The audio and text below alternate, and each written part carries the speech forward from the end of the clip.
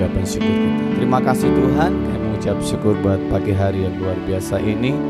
Kami mau memuji, kami mau menyembah Tuhan. Dan kami percaya Kau sudah hadir bersama kami, Kau sudah ada bersama kami. Dan kami percaya Tuhan, kehadiran-Mu itu yang membuat setiap kehidupan kami menjadi berbeda Tuhan. Kami tidak akan sama lagi, sebab Kau tinggal dalam hidup kami dan Kau hadir dalam hidup kami. Terima kasih mengurapi setiap kami, biar ibadah ini menyenangkan hati Tuhan. Roh Kudus yang menolong setiap kami untuk kami dapat menyembah Bapa di dalam roh dan kebenaran. Bahkan setiap umat-umat-Mu yang kami ikuti live streaming, mereka juga akan mengalami perjumpaan dengan Tuhan secara pribadi. Terima kasih Roh Kudus, terima kasih Tuhan Yesus. Mari bawa setiap kami lebih dalam lagi menyembah Tuhan dan buat kami berjumpa dengan Engkau Tuhan. Terima kasih Roh Kudus, terima kasih. Biarkan sepenuhnya ibadah ini dari awal pertengahan hingga sampai akhirnya hanya nama Yesus yang ditinggikan, nama Yesus yang diagungkan. Dalam nama Tuhan Yesus kami memuji dan menyembah Tuhan. Haleluya. Amin. Amin. Terima kasih Yesus. Kami naikkan syukur kami buat kebaikan-Mu Tuhan, buat kesetiaan-Mu dalam hidup kami.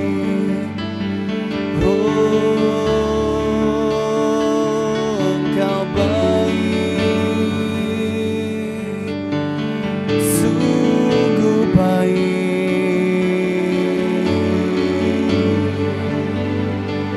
Kasih setia-Mu Tuhan tak pernah habis-habisnya. Kesetiaan-Mu Tuhan selalu baru, rahmat-Mu buat setiap kami. Kami bersyukur, kami bersyukur Tuhan.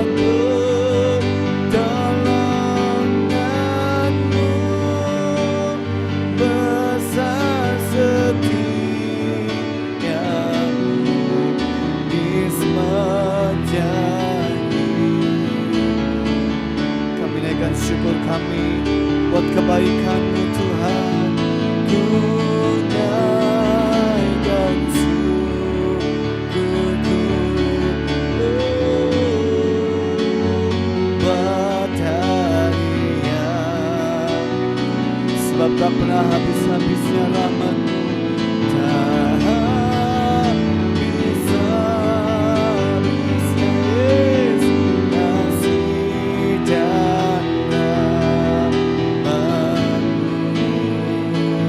Oh, selalu baru, selalu baru, dan tak pernah terlambat pertolongan-Mu. Besar setiamu di sebab hidupku. Mari sekali lagi naikkan ucapan syukur kita yang terbaik. Gunakan syukurku buat harinya. Amin, amin. Tak habis-habisnya kasih dan selalu baru setiap pagi, selalu baru, dan tak pernah terlambat pertolongan-Mu. Besar setiamu di sepanjang hidupku. Selalu baru, selalu baru, dan tak pernah terlambat pertolongan-Mu. Besar setiamu di sepanjang hidupku. Besar setiamu, besar setiamu di sepanjang hidupku. Besar setiamu, besar setiamu di sepanjang hidupku. Sungguh besar setiamu,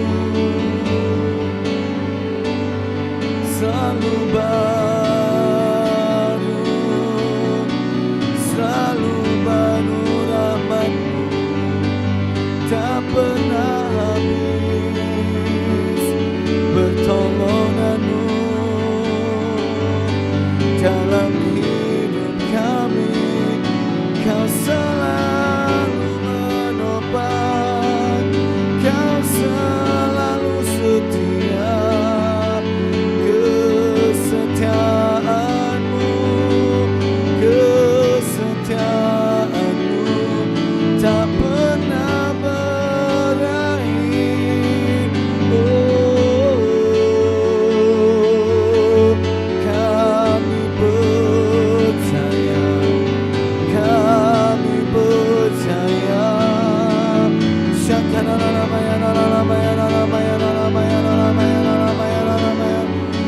Engkau baik, Engkau baik, Engkau baik, Engkau baik. Oh, berkali-kali Kau menolong, berkali-kali Kau menunjukkan kesetiaan-Mu. Oh,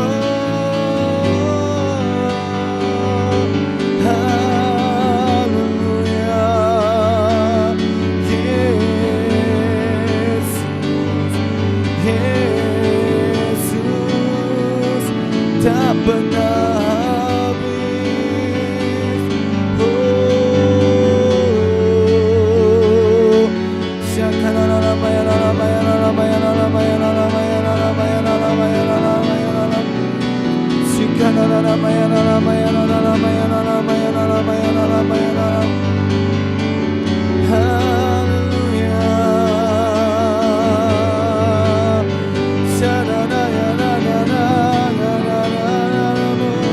mengalir di tempat ini, mengalir di tempat ini. Kuasa-Mu Tuhan, kuasa-Mu Yesus. Oh Roh Kudus, Kau hadir di tempat ini, Kau hadir di tempat ini.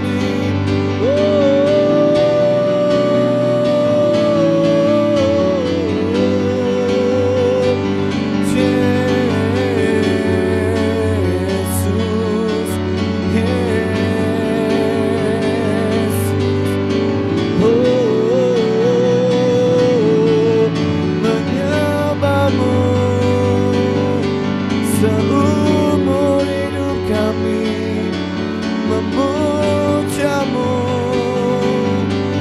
sepanjang nafas kami memuja-Mu, hanya Engkau.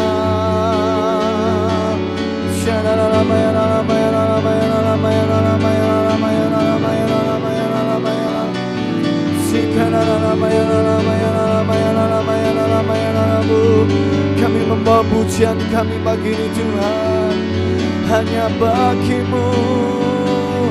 Kami membawa syukur kami hanya bagi-Mu Tuhan, sebab Kau satu-satunya pengharapan kami. Kami tidak akan pernah berhenti berharap kepada-Mu Tuhan. Kami tidak akan pernah berhenti menyembah-Mu, hanya kepada-Mu, hanya kepada-Mu.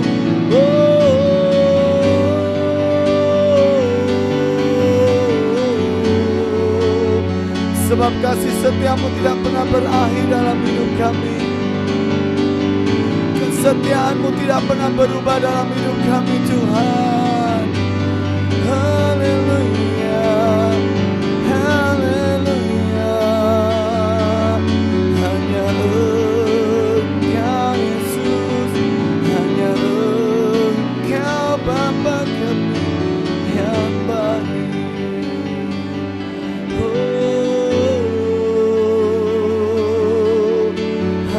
Haleluya. Kami bawa pujian hanya kepada-Mu. Kami percaya, kami percaya, kami percaya.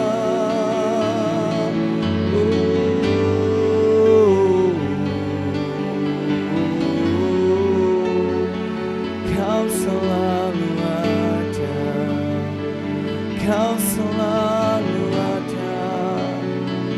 Yesus, Yesus, Yesus, Yesus, Yesus. Hanya Engkau, hanya Engkau. Tak pernah berakhir kasih setia-Mu, selalu nyata dalam hidupku. Tak pernah berhenti berharap padamu, Yesusku.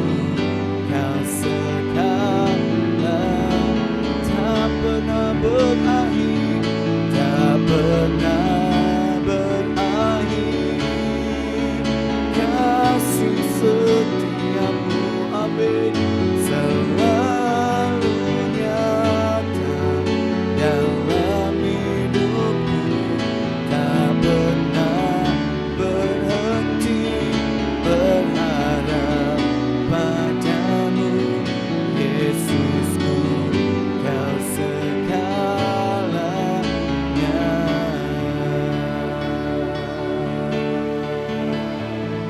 Engkau Bapa kami yang baik,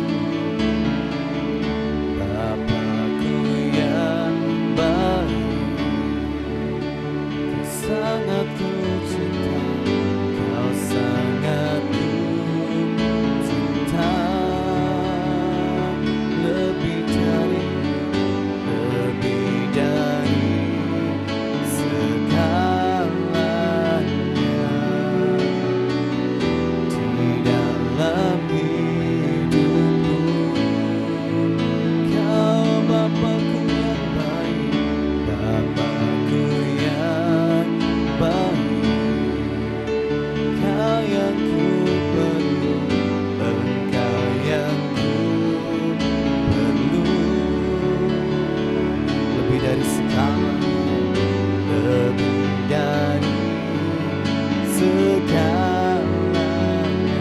Kasih-Mu, Kasih-Mu bagiku, sebab tak pernah berakhir kesetiaan-Mu, tak pernah berakhir kasih setia-Mu.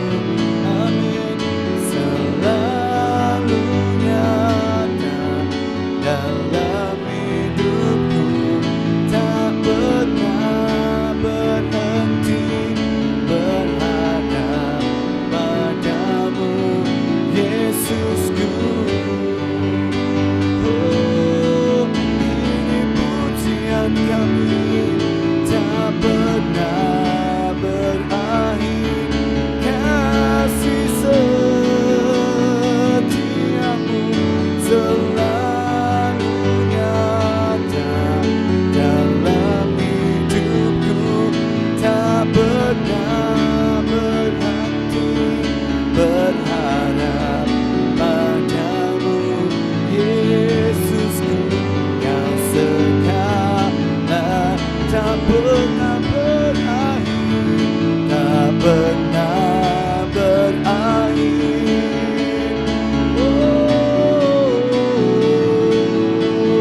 selalu nyata dalam hidupku, tak pernah berhenti berharap padamu, Yesusku. Kau segalanya,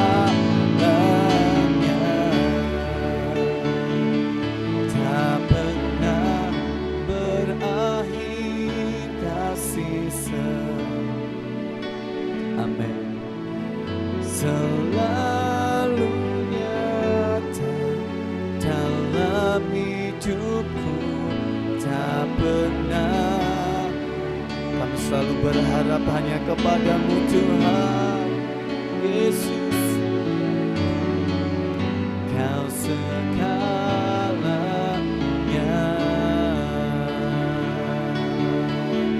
berkali-kali Kau menolong, berkali-kali Kau kuatkan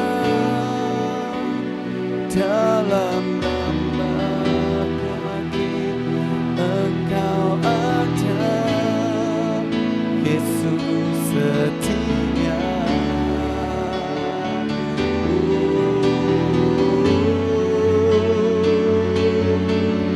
Berkali-kali Kau menolong, berkali-kali Kau kuatkan dalam rasa sakit, Engkau ada, Yesus setia.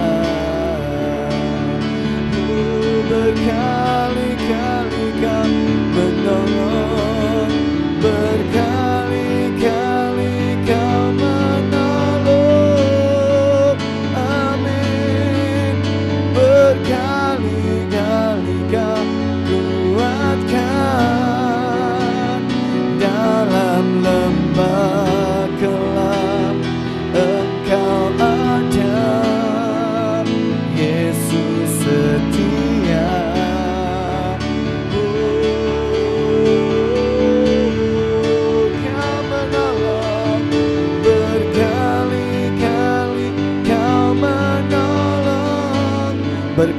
berkali-kali Kau menguatkan kami, berkali-kali Kau kuatkan.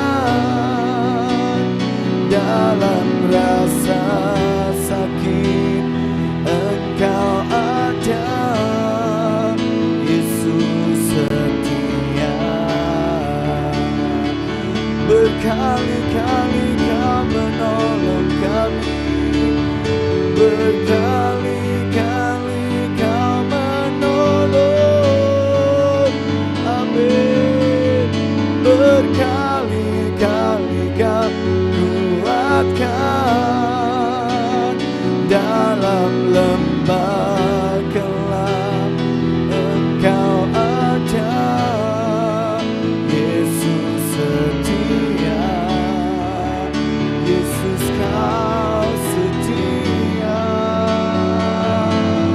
Berkali-kali Kau menolong,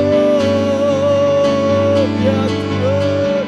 Berkali-kali Kau kuatkan. Dalam rasa sakit Engkau ada, Yesus setia.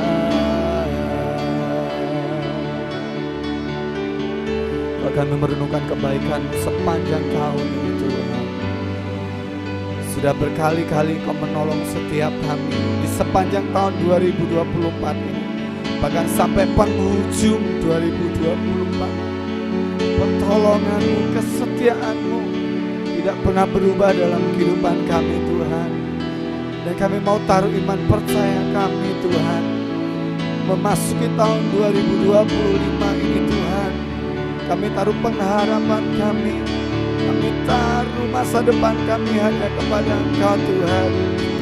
Sebab pertolongan-Mu, kesetiaan-Mu tidak pernah berubah atas setiap hidup kami Tuhan. Terima kasih buat setiap kesetiaan, buat setiap pertolongan, buat setiap kekuatan yang Tuhan berikan dalam hidup kami Tuhan. Kau Tuhan yang setia dalam hidup kami Tuhan.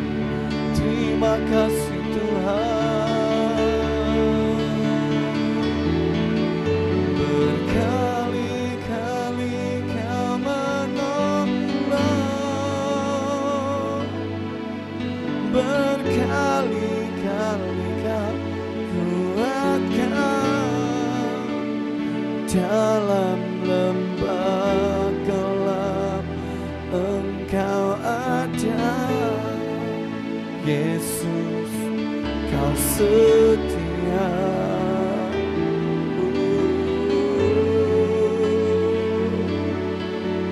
Berkali-kali Kau menolong, berkali-kali Kau kuatkan. Dalam Engkau ada, Yesus setia. Dalam rasa sakit Kau ada, dalam rasa sakit Engkau ada, Yesus setia. Dalam lembah gelap Engkau ada, dalam lembah gelap Engkau ada, Yesus setia.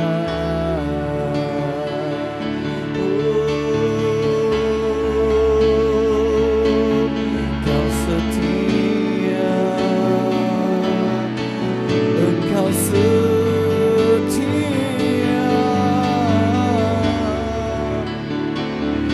Kau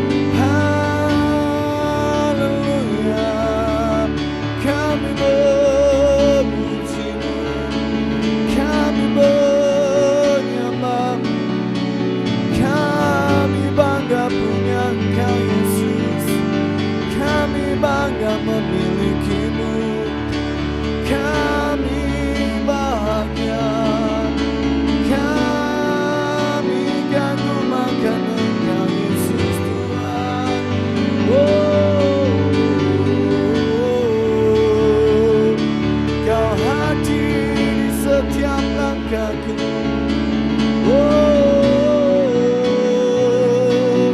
Kau tunjukkan kesetiaan-Mu, Yesus. Terima kasih Tuhan, terima kasih Yesus.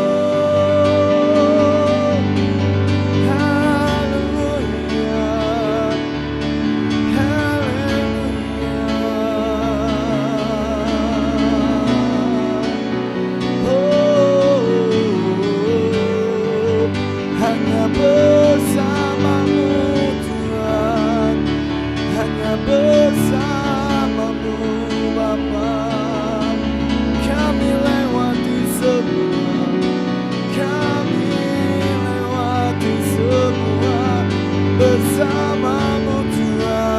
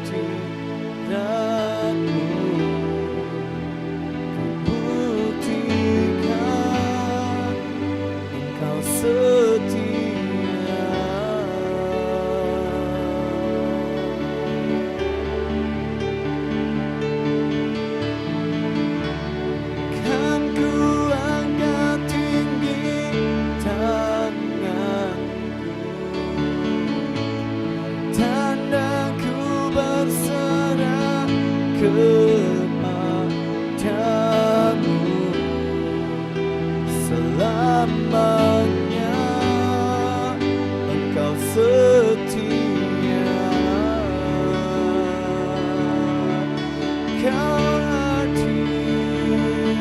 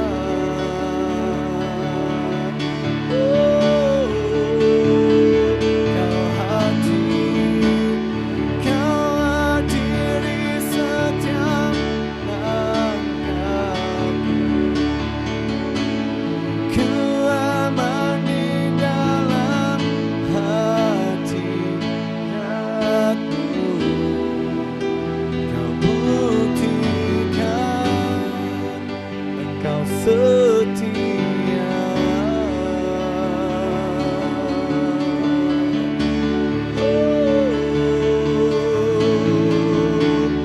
Kan ku angkat tinggi tanganku,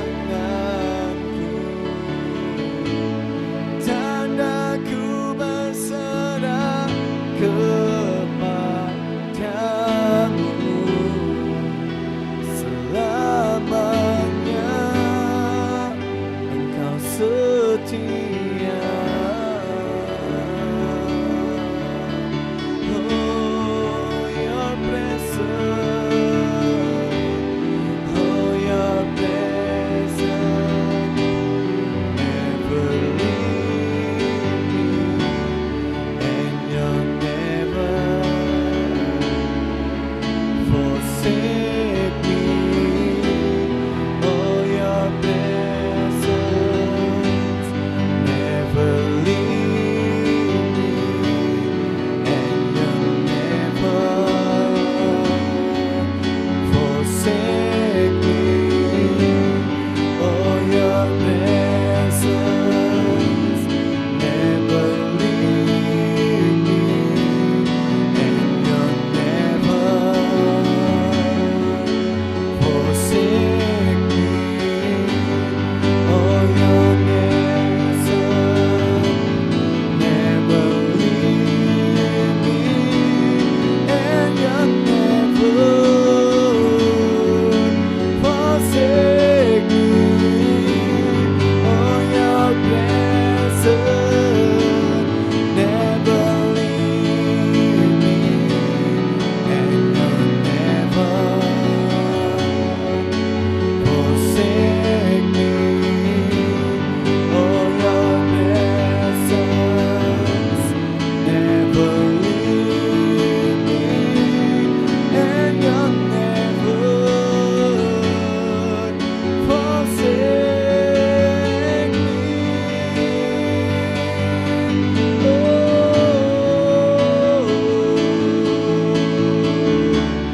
Kau hadiri setiap langkahku,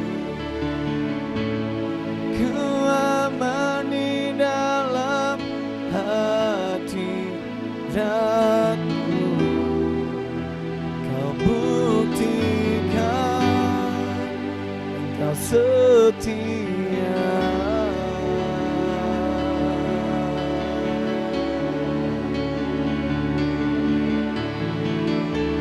Kan ku angkat tinggi tanganku, tanda ku berserah kepadamu. Selamanya Engkau setia.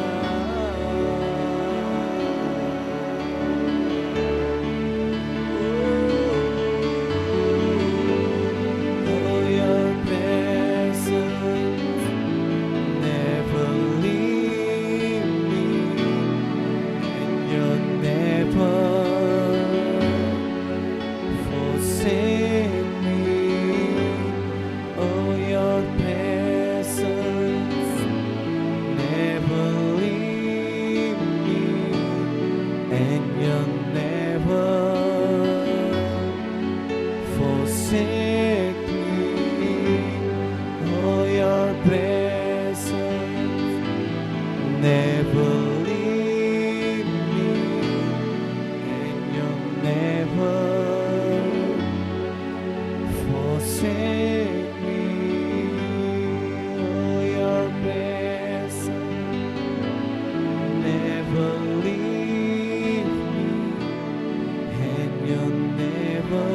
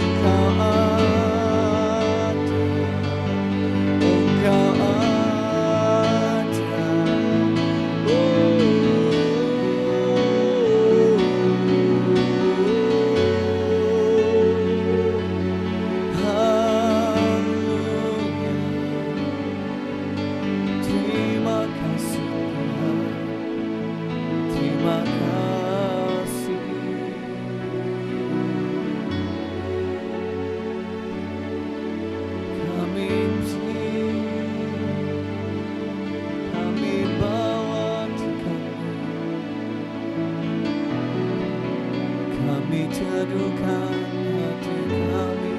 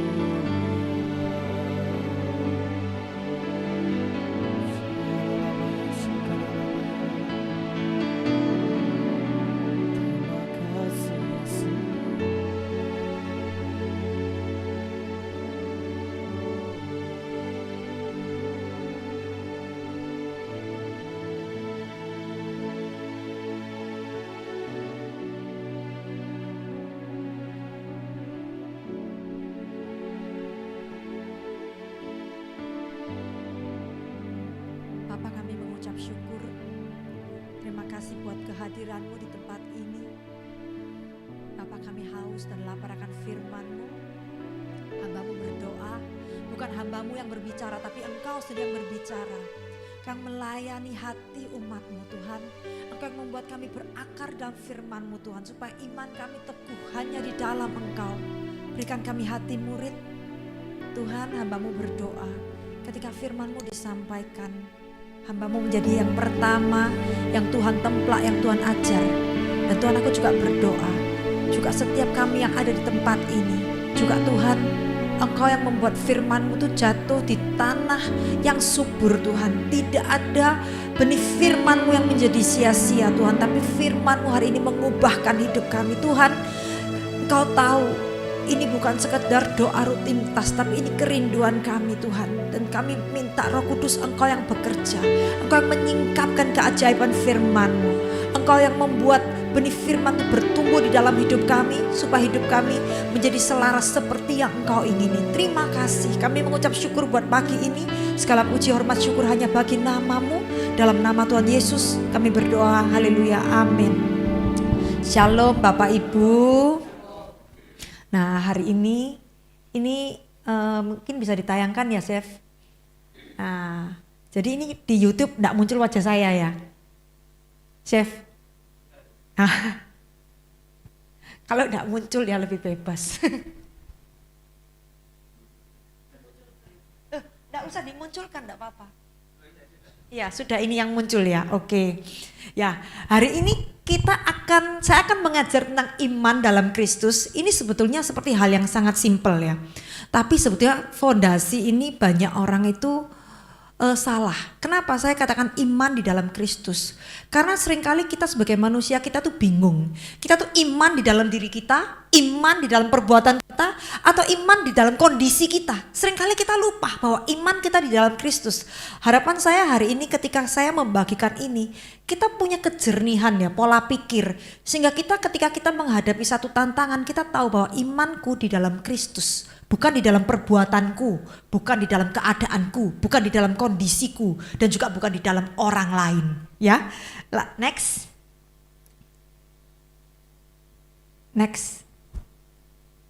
Ya, kekristenan itu adalah hubungan. Ya, karena iman maka hubungan itu ada. Ya, kita percaya kepada Tuhan yang tidak terlihat itu karena kita punya iman. Saudara ada di tempat ini karena saudara percaya Tuhan itu ada. Ya, bukan saudara kelihatan Yesus face to face, bukan seperti itu, bukan sesuatu yang pasti, tapi yang tidak terlihat, tapi saudara percaya itu iman, ya. Karena iman saudara kepada Yesus, saudara ada di tempat ini, bukan iman kepada saya ya, iman kepada Yesus. Dan di Roma 3 ayat 25a berkata bahwa Kristus Yesus telah ditentukan Allah menjadi jalan perdamaian karena iman. Ya, hubungan kita dengan Tuhan direstorasi karena kita percaya, karena ada iman di dalam darah Yesus yang tercurah bagi kita.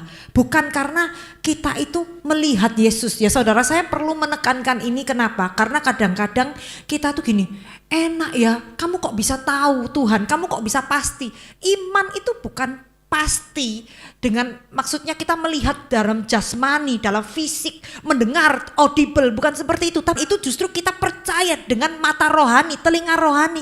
Itu iman yang membuat pasti itu karena kita aktifkan mata rohani kita, telinga rohani kita, ya. Next.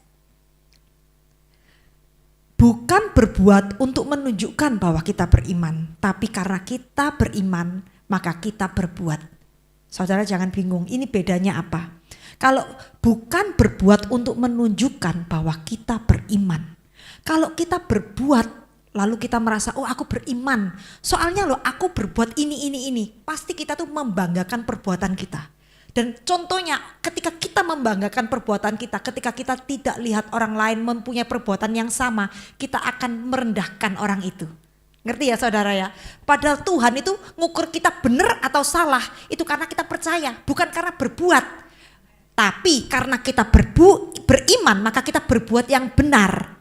Ya, jadi kalau kita misalnya tidak sengaja berbuat sesuatu yang salah, kita ingat, aku dibenarkan oleh karena aku percaya kepada Yesus. Jadi kita juga nggak sampai diri kita tertuduh, tapi kita berani maju. Ya, dalam sebaliknya, ketika orang lain tidak sesuai dengan ekspektasi kita, tapi dia juga orang beriman, kita juga tidak meletakkan standar yang tinggi untuk orang itu, tapi kita punya kasih karunia untuk dia. Kita mau membangun dia, kita tidak membuat dia itu sampai merasa tidak layak menjadi orang Kristen, tapi kita mau memberi dia kesempatan untuk bangkit. Ya saudara ya, Galatia 2 ayat 16, kamu tahu bahwa tidak seorang pun yang dibenarkan oleh karena melakukan hukum Taurat. Hukum Taurat itu perbuatan ya, perbuatan. Tetapi hanya karena iman dalam Kristus Yesus. Jadi kita dibenarkan itu karena kita percaya sama Yesus. Sebab itu kami pun telah percaya kepada Kristus Yesus. Supaya kami dibenarkan oleh karena iman dalam Kristus. Dan bukan oleh melakukan hukum Taurat atau mungkin oleh perbuatan ya. Sebab tidak ada seorang pun yang dibenarkan oleh karena melakukan hukum Taurat. Kalau kita melihat ya, orang Israel itu diberikan 10 hukum Taurat. Mereka itu Tuhan ingin mereka bisa melakukan, tapi semakin mereka mau melakukan, semakin mereka gagal melakukan. Maka Tuhan itu mengerti kenapa dia harus datang di perjanjian baru, diperbarui perjanjiannya. Karena tidak ada manusia yang bisa dengan perbuatan itu sempurna melakukan semua perbuatan sesuai dengan standar Tuhan. Tapi justru ketika kita percaya, Tuhanlah yang membawa kita step by step bisa menghidupi semua yang Tuhan itu pingin kita lakukan. Jadi setiap langkah hidup orang percaya itu progres di dalam iman ya. Bukan kita nggak boleh berbangga perbuatanku sudah sempurna, nggak ada perbuatan yang sempurna, kita dimurnikan terus menerus ya, tapi iman kita yang Tuhan tambahkan. Nah ini sesuatu hal yang simple. Next ya, ini sesuatu hal yang simple ya saudara ya. Apa itu iman? Apakah aku punya iman? Imanku besar atau kecil? Seringkali kan kita itu merefleksi, menanyakan diri kita sendiri ya pertanyaan ini. Next, apa itu iman? Ibrani 11 ayat 1-3. Iman adalah dasar dari segala sesuatu yang kita harapkan dan bukti dari segala sesuatu yang kita tidak lihat. Berarti apa? Iman itu base. Iman itu fondasi, iman itu adalah yang paling basic ya. Kenapa harus perlu iman? Karena kalau ada iman kita berani berharap. Kalau ada iman kita bisa melihat hal-hal yang kita nggak lihat, yang kita harapkan itu menjadi realita. Itu dari iman. Ya, mungkin kita sering dengar ayat ini dibacakan, tapi kita nggak pernah meresapi arti ayat ini. Karena iman yang aku percaya itu dapat termanifestasi menjadi nyata. Karena kita punya iman yang tidak terlihat itu bisa jadi kelihatan. Yang tidak terlihat kita bisa alami, itulah iman. Ya. Jadi yang kita tidak bisa itu kamu jadi bisa, itu iman. Yang kita takut itu menjadi kita menang, itu iman. Ya, iman itu bukan keadaanku baik-baik saja berarti aku punya iman, bukan gitu. Semua baik-baik berarti imanku baik, bukan gitu. Justru yang kamu ndak kelihatan, yang kamu ndak bisa, yang kamu ndak mampu, itu akan terlihat menjadi mampu, menjadi bisa, menjadi nyata karena kamu punya iman. Maka iman itu dasar, bukan perbuatan dasar kita. Kenapa tadi saya menekankan terus? Karena seringkali kita salah. Ketika kita merefleksikan ini kita salah ya. Sebab oleh iman telah diberikan kesaksian kepada nenek moyang kita. Karena iman kita mengerti bahwa alam semesta dijadikan oleh firman Allah. Sehingga apa yang kita lihat terjadi dari apa yang tidak dapat kita lihat. Bagaimana kita tahu semua itu Tuhan yang jadikan. Kita loh yang tidak pernah lihat Tuhan. Karena kita percaya kan. Karena kita beriman kan. Ya, karena kita beriman maka kita tuh bisa melihat dengan mata rohani. Kita punya kesaksian roh. Kita mengerti di dalam roh kita. Kita mendengar dengan telinga rohani kita. Jadi karena iman yang nangkep iman itu apa? Semua tentang rohani, mata rohani, telinga rohani, kesaksian roh, ya itu kita lihat dengan semua yang rohani, bukan fisik. Tapi ketika kita terus mengaktifasikan yang mata rohani, telinga rohani, maka apa yang kita lihat itu akan menjadi nyata, menjadi sebuah realita. Ya, seperti kerajaan Allah. Kerajaan Allah itu bukan satu konsep, tapi itu satu realita yang menjadi nyata ketika kita mengaktifasikan iman kita, ya. Dan kita melihat dengan mata rohani, bukan mata jasmani. Kita melihat alam semesta diciptakan dari apa yang kita tidak lihat, yaitu Tuhan. Kita kan tidak bisa lihat Tuhan, tapi kita percaya Tuhan, aku percaya Kau ciptakan langit dan bumi. Ya kan? Siapa yang bilang, dapat pasti bilang, kamu kok tahu? Emang kamu lihat Tuhan ciptakan? Kita nggak lihat, tapi kita percaya karena kita beriman kepada Tuhan. Iman bukan melihat yang pasti yang ada di hadapan mata jasmani. Kalau sudah pasti itu enggak perlu iman. Ya, kalau sudah pasti itu enggak perlu iman, saudara ya. Jadi kita jangan mengukur iman dari hal yang pasti. Next. Ibrani 11 ayat 6. Tetapi tanpa iman tidak mungkin orang berkenan kepada Allah, karena Allah itu enggak terlihat. Tanpa iman kita tuh enggak bisa percaya kepada Tuhan. Tanpa iman kita enggak mungkin ada hubungan yang nyata dengan Tuhan. Orang cuma bilang kamu ngayal, kamu berdoa sama Tuhan yang kamu enggak kelihatan. Makanya berdoa itu pakai iman, bukan pakai realita ya. Sebab barang siapa berpaling itu berarti datang kepada Tuhan. Ia harus percaya bahwa Tuhan itu ada dan bahwa Allah memberi upah kepada orang yang sungguh-sungguh mencari Dia.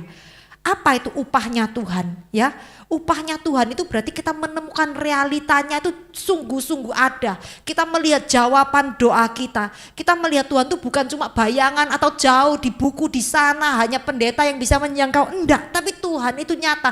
Dia menjawab doa kita. Kita merasakan penyertaan, pertolongan. Kita bisa berjalan dengan Tuhan.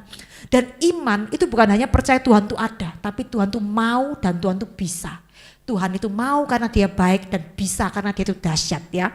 Hanya karena beriman maka hubungan kita itu ada. Bukan hanya ada tapi menjadi nyata. Nah, bagaimana kesadaran akan iman itu yang tidak berubah-berubah, tapi iman itu adalah satu keputusan karena kita mengenal Dia itu berakar, itu akan menentukan fokus kita. Ya, kita tidak lagi karena emosi kita menetapkan diri kita ya. Kalau kita masih mengukur diri kita karena emosi, itu karena kita belum berakar di dalam pengenalan akan Kristus. Makanya kita mudah diombang-ambingkan oleh gejolak emosi, oleh gejolak jiwa, dan bukan dengan kebenaran firman. Ya, kita belajar dari Abraham. Ini masih belum ya, Chef ya? Ya, enggak apa-apa, nanti saya bisa share. Kita belajar dari Abraham ya. Kalau kita lihat di Ibrani 11 ayat 8, 9, 11, 17, 19. Selalu dikatakan karena iman maka Abraham taat. Karena iman ia diam di tanah yang dijanjikan. Karena iman ia juga dan Sarah beroleh kekuatan. Karena iman maka Abraham tatkala ia dicobai mempersembahkan Ishak. Di sini ada 4 contoh. Sebenarnya banyak contoh Abraham, tapi di sini yang saya pakai ini cuma 4. 4 contoh di mana Abraham itu bertindak karena iman. Ya, karena iman Abraham taat ketika ia dipanggil untuk berangkat ke negeri yang diterima menjadi milik pusakanya, lalu ia berangkat dengan tidak mengetahui tempat yang ia tujui. Maka kita sebagai orang beriman, apa yang kita pelajari dari Abraham itu? Ketika kita punya iman, maka kita meninggalkan hidup yang lama. Kita melepaskan pikiran yang lama, cara berpikir yang lama. Kita siap memasuki sesuatu yang baru ya. Karena iman ia diam di tanah yang dijanjikan itu, seolah-olah itu satu tanah asing, dan di situ ia tinggal di kemah dengan Ishak dan Yakub. yang turut menjadi ahli waris janji yang satu itu. Karena iman, Abraham itu tinggal di tanah yang asing. Karena iman, Abraham melepaskan zona nyaman. Tinggal di tempat asing itu tidak nyaman. Kalau kita punya iman, Tuhan akan bawa kita keluar zona nyaman supaya kita bisa menerima janjinya Tuhan. Ya. Yang 11, karena iman, ia juga dan Sarah beroleh kekuatan untuk menurunkan anak cucu walaupun usianya sudah lewat. Karena ia menganggap dia yang memberikan janji itu setia. Maka karena iman, kita itu juga punya kekuatan. Iman di dalam Kristus itu memberikan kita kekuatan, bukan iman di dalam diri kita. Kalau iman kita di dalam diri kita, pasti kita capek, loyo, frustasi, itu pasti. Soalnya kita tidak punya kekuatan, kita terbatas. Tapi ketika iman kita ditaruh Tuhan yang kemampuannya tidak terbatas, maka kekuatan Tuhan menjadi kekuatan kita. Dan itu yang menjadi kita punya terus bisa percaya walaupun keadaan sudah sepertinya mentok atau jalan buntu, ya. Yang ayat 12, karena iman maka Abraham tatkala ia dicobai mempersembahkan Ishak. Karena iman Abraham itu berani mempersembahkan yang mustahil. Dan sebagai orang percaya, kita pun karena iman kita mempersembahkan yang mustahil. Apa yang mustahil? Bagi orang percaya, setiap kita pasti paling mengasihi diri kita sendiri. Tapi karena iman kita mau mempersembahkan hidup kita sebagai persembahan yang hidup. Bukan aku tapi Kristus yang hidup di dalamku. Jadi ketika ada orang menyakiti saudara, bukan saudara yang bereaksi lagi, tapi Kristus yang bereaksi di dalam diri kita. Ketika kita mengalami masa-masa yang sulit, bukan aku ketakutan lagi, tapi Kristus yang bereaksi melalui diri kita. Di dalam Kristus itu ada segala hikmat, segala wahyu, segala solusi, segala kekuatan, segala sesuatu yang kita butuhkan. Tapi karena iman dulu kita harus mempersembahkan hidup kita. Ketika kita mempersembahkan hidup kita sebagai persembahan yang hidup, maka bukan kita lagi yang hidup, tapi Kristus yang hidup. Ketika Kristus yang hidup di dalam kita, maka semua yang Kristus miliki itu menjadi milik kita. Ya, next. Iman Abraham itu timbul karena mendengar, dan dari mendengar lahir tindakan perbuatan. Roma 4 ayat 13, sebab bukan karena hukum Taurat telah diberi janji kepada Abraham dan keturunannya bahwa ia akan memiliki dunia, tetapi karena kebenaran berdasarkan iman. Berarti apa? Kita itu mendengar, itu didahului dengan, kita itu beriman diawali dengan mendengar, ya. Bukan iman dulu baru mendengar, dengar dulu baru beriman. Cuma seringkali kita nggak sadar kita sudah dengar, ya. Tuhan punya cara membuat kita ngerti, membuat kita dengar. Tapi ketika kita sudah mendengar, ketika kita meresponi dengan iman, kita meresponi dengan percaya, maka itu menjadi iman, ya. Dan lalu kita mulai bertindak dalam ketaatan, ya. Next. Abraham bertindak dan bergerak karena iman. Apakah Abraham mempertanyakan perbuatannya dan tindakannya setelah dia melangkah? Ketika kita mendengar, kita bertindak. Kalaupun tindakan kita itu agak tidak masuk akal, tapi kita yakin itu Tuhan yang taruh di dalam kita, maka jangan membuat dirimu ragu sendiri, ya. Tapi biarlah kalau memang kita salah, Tuhan punya cara membuat kita sadar. Tapi kalau kita nggak yakin akan ketaatan kita itu dari Tuhan, itu yang membuat kita tuh tidak bisa berjalan dalam iman. Ya saudara, seringkali kita kan menjadi seperti benang yang bundeli sendiri, ya. Aku gini bener enggak ya? Aku gini bener enggak? Kalau kita ragu-ragu sama tindakan iman kita itu enggak bisa terus continue berjalan dengan Tuhan. Abraham itu dibenarkan karena imannya. Karena dia merasa dia dengar, dia bertindak. Bukan karena perbuatannya. Entah dia mungkin ada salah di tengah jalan. Tuhan punya cara menegur dia. Kalau hatinya selalu tertuju kepada Tuhan, ya. Dan Abraham dia percaya suara yang ia dengar. Kita pun harus sama. Kita harus percaya sama apa yang Tuhan taruh di hati kita, ya. Tapi bagaimana kita tahu yang ditaruh di hati kita itu suara Tuhan, apa suara ego kita, apa suara setan? Ya kita harus mengerti firman Tuhan, ya saudara, ya. Dia percaya karena mengenal sifat Tuhan yang setia. Tuhan yang menuntun langkahnya menuju janji yang diberikan kepadanya. Kita pun sama, dalam kita menerima janji Tuhan dan sampai kita menggenapi janji Tuhan, bukan cara kita mencapai ke sana, bukan jalan kita mencapai sana, tapi pekerjaan Tuhan yang membawa kita ke sana. Bagaimana kita dapat berjalan, mengizinkan Tuhan bekerja dalam hidup kita? Ya juga melalui iman, ya. Dan kita terus mau beriman, kita terus mau melangkah, ya. Next. Satu langkah ketaatan dalam iman yang kita ambil itu menuju satu langkah maju, menuju lebih dekat kepada janji yang kita terima. Mungkin saudara di tempat ini ada yang berharap satu pemulihan, ya. Tapi ketika pemulihan itu belum saudara alami, mungkin pemulihan hubungan atau pemulihan keuangan, ketika pemulihan itu belum saudara alami, tapi ketika saudara mentaati langkah ketaatan, yang mungkin langkah ketaatan itu bisa sakit ya. Ketika engkau mentaati, itu satu langkah lebih dekat dengan janji. Kemarin saya melayani dengan Pak Pastor Danyarats ya di tempat Spindo. Dia mengatakan gini, orang itu kalau baru percaya doanya kan cepat dijawab Tuhan. Tapi kalau sudah percaya 2-3 tahun, kadang-kadang doanya rodok lama dijawab Tuhan. Kenapa saudara? Karena Tuhan bukan mau menjawab doamu dulu, Tuhan mau mengubah hidup kita. Kalau pemulihan itu gampang kita dapatkan, sifat kita tidak berubah, kita bisa baikan sebentar hancur lagi.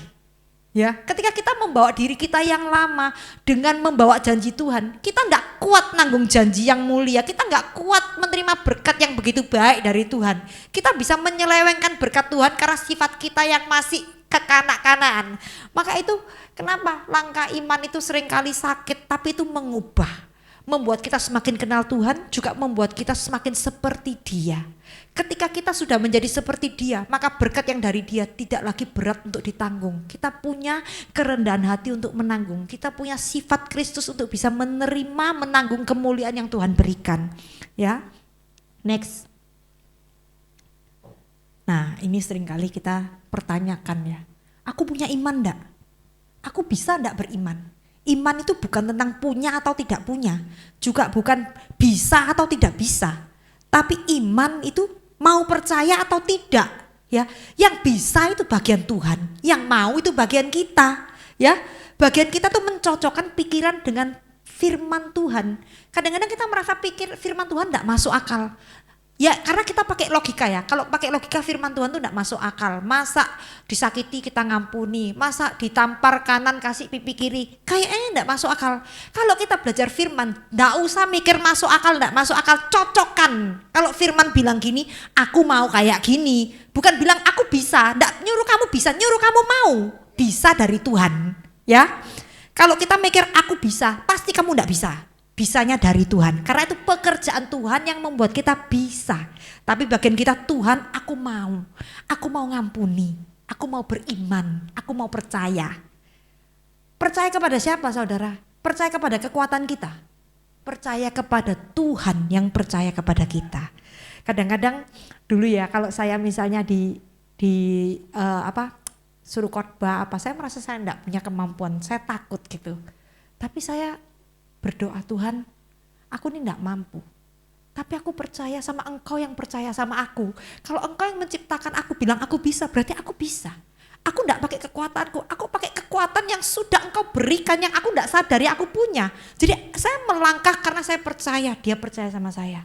Saya percaya Dia memberikan itu. Kalau Tuhan tuh pencipta kita, Dia bilang kamu bisa, masa kita bilang kita enggak bisa? Wong Dia yang menciptakan, berarti Dia kan tahu apa yang kita bisa, apa yang kita enggak bisa. Dia tahu apa yang ada di dalam diri kita yang kita sendiri enggak tahu, yang orang lain pun enggak tahu, ya kan? Kalau Dia memang memanggil, meskipun itu mustahil, kita tahu Dia akan bawa kita ke sana, ya. Kita tahu karena Dia sudah kelihatan rencana seluruh perjalanan hidup kita A sampai Z. Tuhan sudah tahu semua. Ya. Apa yang menjadi lawan daripada iman? Bukan tidak punya iman, lawan daripada iman tuh takut. Ketika kita tidak percaya, itu menimbulkan emosi rasa takut. Takut salah, takut dihukum, takut melangkah, takut tidak pasti, takut tidak bisa, takut tidak mampu. Ya saudara, untuk saudara yang mengikuti lihat YouTube dan untuk teman-teman di sini yang sudah melayani Tuhan, ketika Tuhan suruh kita melangkah, takut ndak bisa, takut ndak mampu, malu, ndak mumpuni. Ingat, bukan kita yang bisa, Tuhan yang bisa. Kita cuma perlu mau dan percaya sama Dia yang sudah mempercayakan dirinya sama kita. Alkitab berkata di perjanjian baru ya, bahwa banyak orang ikut Tuhan tapi Tuhan tidak mempercayakan dirinya kepada mereka. Hari ini kalau Tuhan Yesus sudah mati bagi kita, Dia memberikan kita warisannya, Dia mempercayakan kita pemberitaan kerajaan Allah. Kalau Tuhan percaya sama kita, masa kita mau meragukan kepercayaan Tuhan kepada kita? Bukankah dengan kalau kita malu, dengan kita takut, kita itu mendukakan Tuhan? Saudara ngerti ya? Kalau Dia percaya sama kita, Dia percaya kita bisa berubah. Dia percaya kita bisa menjadi duta dari kerajaan sorga. Masa kita bilang kita tidak bisa, kita tidak mampu? Ya, jangan takut. Jangan takut karena kita tidak percaya. Kita memang tidak percaya sama diri kita, tapi kita harus percaya sama Dia. Tidak percaya kita boleh untuk kepada diri kita, tapi kita harus percaya sama Dia dan kita melangkah karena kita memandang Dia. Jangan terlalu memandang kepada diri kita. Saya membaca buku Watchman Nee ya. Karya salib Kristus itu bukan hanya membebaskan kita dari dosa. Karya salib Kristus juga membebaskan kita dari diri kita sendiri loh. Dari terlalu fokus sama diri kita sendiri ini loh. Karena bukan lagi aku yang hidup, tapi Kristus yang hidup di dalamku. Ya saudara ya, jadi apapun yang saudara tidak bisa lakukan ketika Kristus itu hidup di dalammu dan itu menjadi rema dari hidupmu, maka engkau bisa melakukan. Karena nggak ada hal yang mustahil bagi Tuhan. Mustahil bagi saya iya, mustahil bagi Tuhan tidak. Tapi bukan saya lagi, tapi Kristus di dalam saya. Ya, tidak percaya itu dilawan dengan kerendahan hati. Apa kerendahan hati? Bukan Tuhan aku tidak bisa, itu sombong karena kamu tidak meletakkan dirimu kepada Tuhan. Percaya itu bukan ngotot, Tuhan pokoknya aku, bukan pokoknya kamu. Tapi Tuhan aku mau, mampukan aku, itu loh. Percaya kepada Tuhan, itu kerendahan dari Tuhan aku mau. Seperti Markus 9 ayat 24, sambil menangis bapak itu langsung teriak, saya percaya ya Tuhan, tolong aku supaya bisa lebih yakin. Jangan saudara membesar-besarkan ketidakmampuanmu, membesar-besarkan masalahmu, ketakutanmu. Tapi besar-besarkan kekuatan Tuhan. Besar-besarkan kesetiaan Tuhan. Besar-besarkan kasih Tuhan. Sehingga itu akan mengalahkan semua ketakutan. Ya, ayat berikutnya, Yakobus 2 ayat 18 sampai 20. Kalau kita berkata kita beriman, tidak mungkin iman kita itu cuma pengakuan di mulut. Tapi iman yang sejati itu pasti ada tindakannya. Karena iman itu bukan cuma asal percaya, tapi iman itu harus mempengaruhi seluruh keberadaan kita. Iman yang mendorong tindakan kita, pola pikir kita, perasaan kita, perkataan kita, seluruh keberadaan kita itu digerakkan oleh iman. Yakobus 2 18-20. Tetapi mungkin ada orang berkata, padamu ada iman dan padaku ada perbuatan. Aku akan menjawab dia, tunjukkanlah kepadaku iman itu tanpa perbuatan dan aku akan menunjukkan kepadamu imanku dari perbuatanku. Ya, ini saya lanjut ya, saya bahasakan sendiri. Seperti setan ya. Setan tuh ya percaya Tuhan itu ada, ya. Dan setan tuh juga takut sama Tuhan, tapi setan enggak pernah mau bertobat. Setan enggak pernah mau taat. Itu iman kosong, itu percaya yang bukan iman ya. Itu cuma tahu, percaya yang sekedar tahu. Tetapi iman itu berbeda. Iman itu harus ada tindakan, iman harus lahir perbuatan. Ya, ada iman, ada perbuatan. Karena iman itu dengar. Kalau kita dengar, Tuhan kan bukan cuma suruh kita dengar selesai titik. Dengar, bertindak, dengar, bertindak, dengar, bertindak. Semakin kita bertindak, maka itu kita semakin kenal Tuhan. Kita semakin mengalami Tuhan.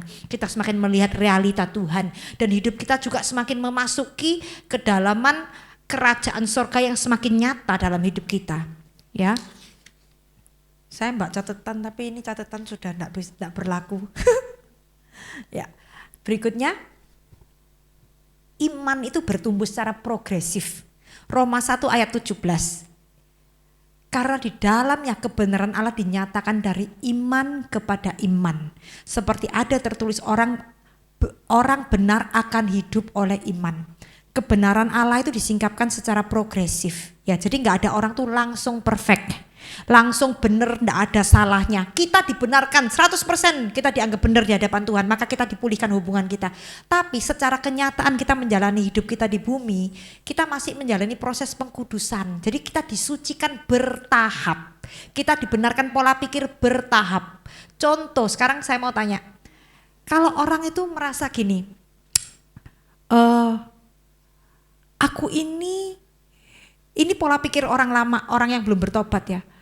Aku enggak punya uang, sedangkan anakku butuh makan. Aku nyuri, enggak apa-apa kan? Aku nyuri loh, bukan buat aku enggak jahat. Kasih anakku makan. Oh iyalah, ini ya baik lah, kasih anak makan ya, ini kan baik. Seolah-olah baik, tapi kan tidak benar. Ya kan, tidak benar, meskipun niatmu sepertinya baik. Kita di pesawat ngambil sendok garpu pesawat, kita bawa pulang. Pinter ya, gak rugi. Wis bayar kok gak ngambil. Tapi apakah itu benar? Ya enggak benar.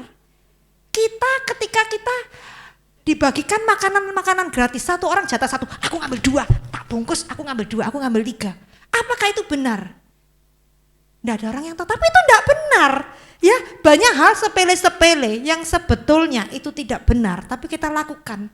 Tapi ketika kita semakin kenal Tuhan, kita pelan-pelan berubah. Saudara, dulu waktu saya muda, saya juga suka pakai tank top. Lama-lama melayani Tuhan, pakai yang berlengan, ya kan? Orang berubah, orang itu bisa Tuhan ubahkan gitu ya. Bukan karena Tuhan ngomong sama saya, enggak boleh pakai tank top, bukan gitu. Saya punya kesadaran sendiri, saya yang enggak mau gitu ya. Jadi kita pun ketika kita terus berjalan sama Tuhan, Tuhan tuh menyingkapkan kebenarannya. Maka orang benar hidup oleh iman. Ketika iman pengenalan kita bertumbuh, kita juga berubah. Saya bisa ngajarkan saudara karakter baik. Tapi saudara tidak akan punya kekuatan berubah. Tapi ketika saudara melihat Kristus, berjalan dengan Tuhan, saudara melihat karakter Kristus, itu seperti saudara mencermin, otomatis kelakuan saudara pelan-pelan berubah seperti Tuhan. Ketika saudara berjalan dengan Tuhan, bangun hubungan, ngalami Tuhan. Yang dulu saudara merasa lumrah, tidak apa-apa dilakukan, pelan-pelan saudara akan diubahkan. Saudara mulai bisa mengampuni, bisa menguasai diri. Itu karena saudara lihat apa?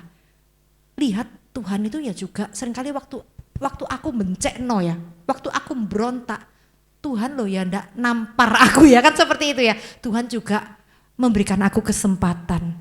Waktu aku tidak bisa mengendalikan diriku, waktu aku berbuat dosa, aku menyakiti Tuhan, Tuhan loh juga kasih aku kesempatan. Disitulah kita bisa kasih orang lain kesempatan ya. Iman kepada Yesus itu yang membuat kita semakin hari semakin hidup sesuai kebenaran Allah.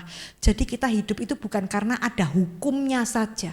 Kita bisa menghidupi karena kita melihat pribadinya, karena kita mengalami pribadinya, karena kita mengenal sifatnya Tuhan. Ya. Next, apa yang harus dilakukan oleh orang beriman? 2 Petrus 1, 5-9. Ini saya pakai terjemahan sederhana Indonesia ya, lebih mudah. Oleh karena segala pemberian dan janji Allah itu, jadi Tuhan memberikan saudara apa? Keselamatan dulu ya, yang cuma-cuma, kasih karunia, dan dia memberikan janji. Jadi bukan hanya diselamatkan masuk surga, tapi diselamatkan dan janji itu memulihkan saudara menerima semua yang dulu dicuri oleh iblis. Ya, bukan hanya diselamatkan masuk surga, diselamatkan lalu dipulihkan. Semua yang dulu babak belur itu dipulihkan sama Tuhan, itu janjinya Tuhan ya. Dan janganlah kalian sekedar percaya. Kalau orang sekedar percaya, dia mungkin selamat, mungkin masuk surga, tapi dia nggak akan terima janji pemulihan itu.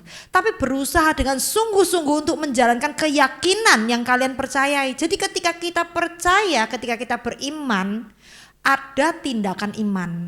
Nah, tindakan iman itu apa? Ini dari terjemahan TSI 3 ya. Kalau di terjemahan baru itu kan yang tambahkan kepada imanmu kebajikan, pengetahuan ya, penguasaan diri. Ini diuraikan sama dia.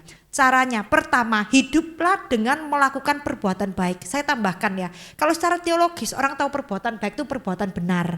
Tapi kalau mungkin saudara nggak sekolah teologi, nanti saudara kira baik seperti tadi yang saya katakan, nyuri buat anak itu baik. Bukan itu yang dimaksud ini, tapi baik yang sesuai firman Tuhan, yang sesuai standarnya Tuhan ya.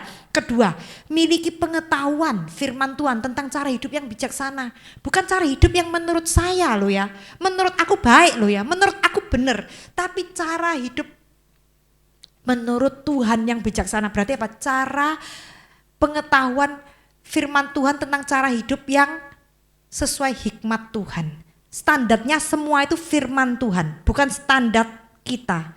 Ada orang yang gini, mudah berbelas kasih sama orang, ndak bisa nolak orang. Saya ndak nyindir siapapun loh ya, tapi banyak orang, jangan ketawa keras-keras.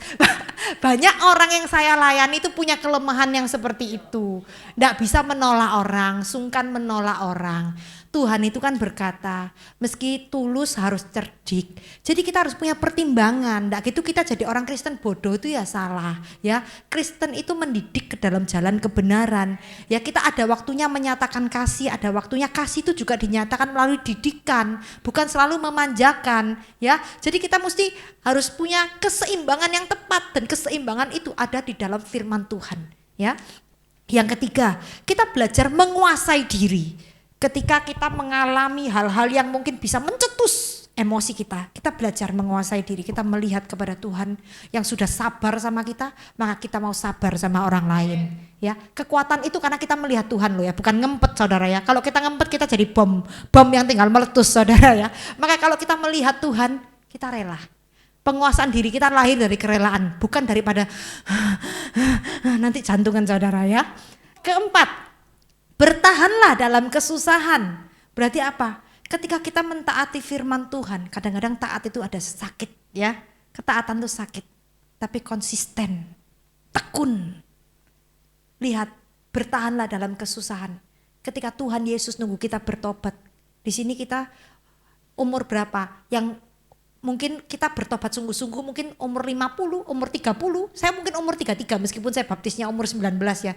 Tapi pertobatan sungguh-sungguh di mana saya berkomit untuk ikut Tuhan itu umur 33. Ketika saya membayangkan Tuhan itu saya merasa Tuhan itu seperti bertahan dalam kesusahan. Dia cukup sabar sama saya 33 tahun. Saya nggak langsung dipites mati itu, saya terharu sama kesabaran Tuhan. Ya, karena manusia kita kan nggak sabar sama orang kan, kudu kita bales saya kan gitu toh.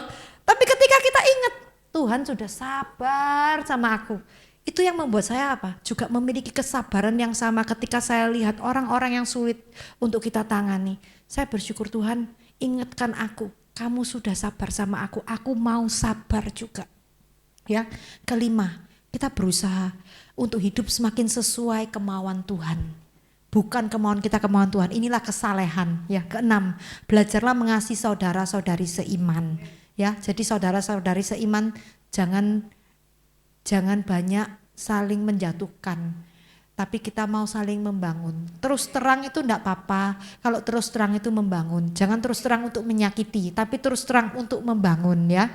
Dan jangan prasangka buruk, tapi kita mau percaya bahwa kalau kita itu saudara seiman berarti niat kita membangun di dalam Kristus ya, bukan untuk menjatuhkan. Kalau orang yang mau menjatuhkan enggak butuh pelayanan, di luar saja ya, enggak usah pelayani, di luar saja sudah banyak saling menyikut ya.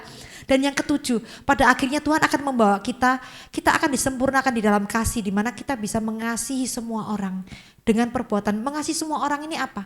Mengasihi orang-orang yang tidak layak kita kasihi. Mengasihi orang yang dulu menjahati kita, mengasihi orang yang mungkin kita lihat orang ini tidak layak lah, begitu kurang ajar, hidupnya begitu banyak dosa. Tapi kenapa Tuhan sempurnakan kita bisa mengasihi orang-orang yang tidak layak? Karena kita pun sama sudah diterima Tuhan waktu kita tidak layak, waktu kita banyak dosa, banyak mengecewakan Tuhan. Tuhan tuh terima kita apa adanya. Jadi ketika kita mengingat hal ini, kita ingat ketika kita bertemu dengan orang-orang yang masih belum bisa, istilah saya, mudeng kebaikanmu ya, atau nangkep kebaikanmu, atau menghargai kebaikanmu. Ingatlah, tetap nyatakan kasihmu kepada mereka. Ya, dan lakukan itu dengan kerelaan ya, bukan karena hukum ya. Ya. Ini lanjutnya, ayat ini bagus sekali, ini lanjutnya. Kalau kamu melakukan semua itu dan semakin bertumbuh di dalamnya, berarti apa? Bukan hanya kelakuannya bertumbuh, tapi hatimu juga melakukan dengan sukarela ya.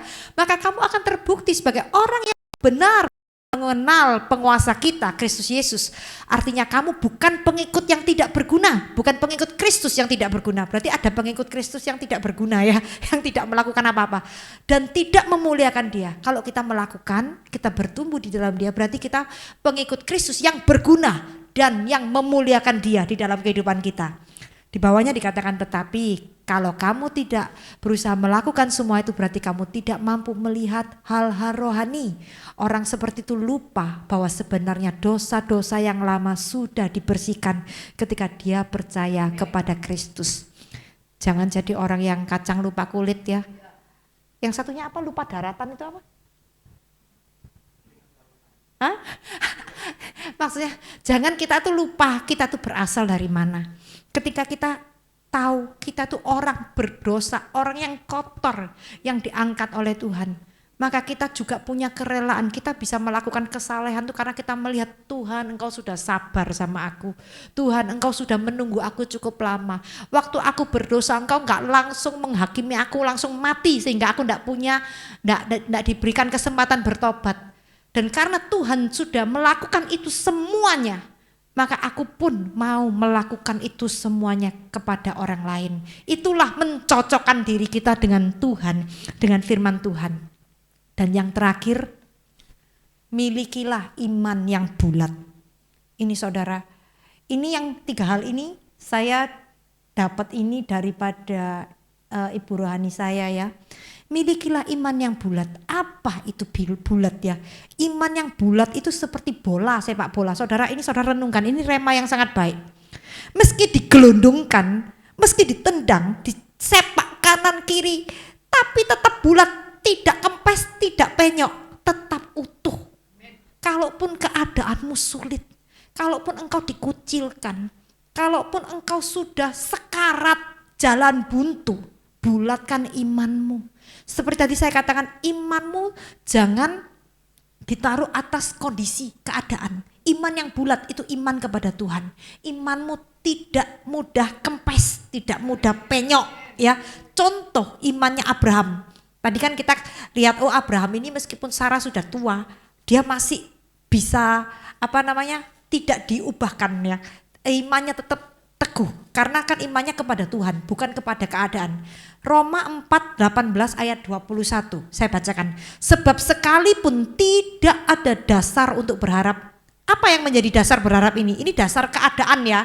Yang ditulis di sini tidak ada dasar untuk berharap. Berarti dalam keadaan ini tidak bisa diharapkan keadaan ini. Keadaan ini secara manusiawi tidak masuk akal untuk kita berharap ada perubahan. Namun Abraham berharap juga dan percaya bahwa ia akan menjadi bapa banyak bangsa.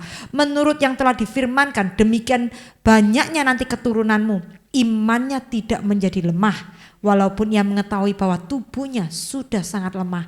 Karena usianya telah kira-kira 100 tahun dan bahwa rahim Sarah telah tertutup.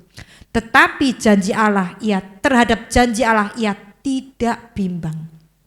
Iman bulat. Karena kita percaya kepada janji Allah, karena kita percaya bahwa Dia yang berjanji itu setia, ya. Tetapi terhadap janji Allah ia tidak bimbang karena ketidakpercayaan. Bimbang karena ada ketidakpercayaan ya. Malah ia diperkuat di dalam iman. Artinya apa? Ketika kita mengalami hal yang sulit, bukan emosi yang menguasai kamu, justru perkuatlah dirimu di dalam iman. Perkuatlah dirimu di dalam iman. Dan bagaimana Abraham memperkuatnya dirinya di dalam iman? Ia memuliakan Tuhan. Di saat kondisi susah, kondisi tidak masuk akal, Abraham tidak membiarkan emosinya menguasai pikirannya, tetapi dia terus mempermuliakan Tuhan. Dia menguatkan imannya, dia memuji, dia menyembah Tuhan. Dia fokus, dia arahkan fokusnya kepada Tuhan. Kalau lensa kamera ini kalau fokus kan zoom ya. Berarti kita pun sama ya. Pikiran kita harus zoom kepada Tuhan. Saudara ngerti ya kenapa saya harus pakai perumpamaan supaya kita tuh fokusnya bukan cuma fokus yang biasa-biasa. Karena kalau kita mengalami kesusahan, fokus kita ini biasa tergeser ya, terdistraksi. Justru harus zoom. Laser fokus kepada Tuhan. Untuk kita percaya Tuhan yang berjanji itu setia.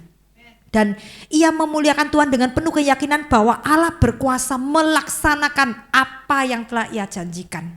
Ya, ketika kita iman kita bulat, kita itu menjadi terus kuat. Dan iman itu bisa bulat karena iman itu keputusan. Ya, iman itu bukan perasaan.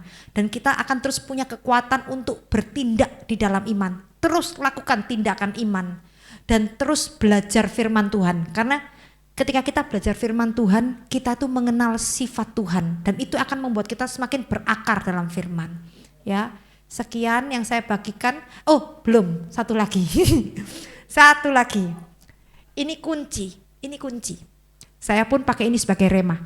Ibrani 12 ayat 2a versi AMD. Saya pakai terjemahan ini ya, karena terjemahan ini yang simple, yang mudah kita untuk kita meresapi dan kita mengerti ya. Kalau yang TB agak terlalu sulit mungkin untuk kita mengerti artinya. Teruslah memandang Yesus karena dialah yang memimpin kita dan menyempurnakan iman kita. Apa artinya memandang kepada Yesus?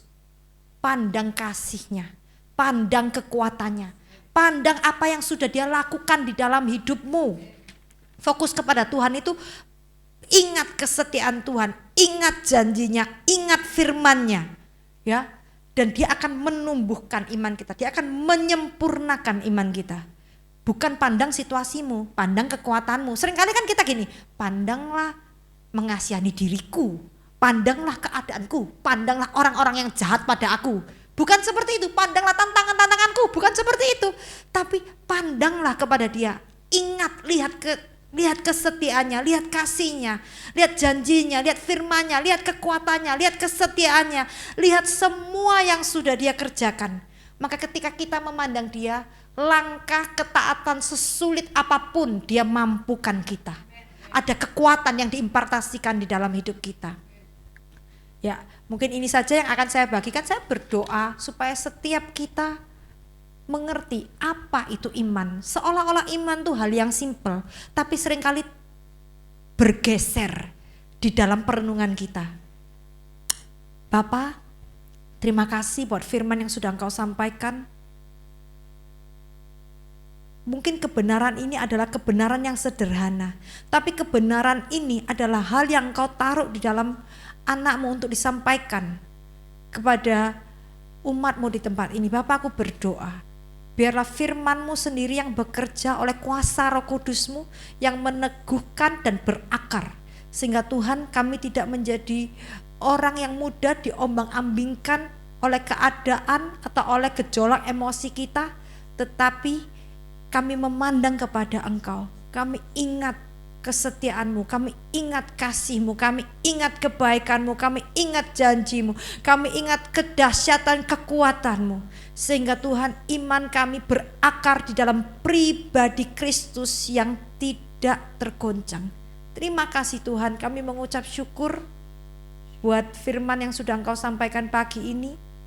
Bapa, aku berdoa biar Roh Kudus Engkau terus bekerja di kehidupan anak-Mu sampai mereka pulang. Engkau terus berkarya, Engkau terus menyatakan diri-Mu.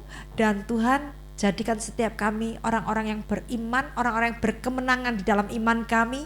Dan Tuhan, biarlah Engkau termanifestasi melalui kehidupan kami. Terima kasih buat firman-Mu, terima kasih buat kasih-Mu. Kami mengucap syukur buat pagi ini dalam nama Tuhan Yesus. Haleluya, amin.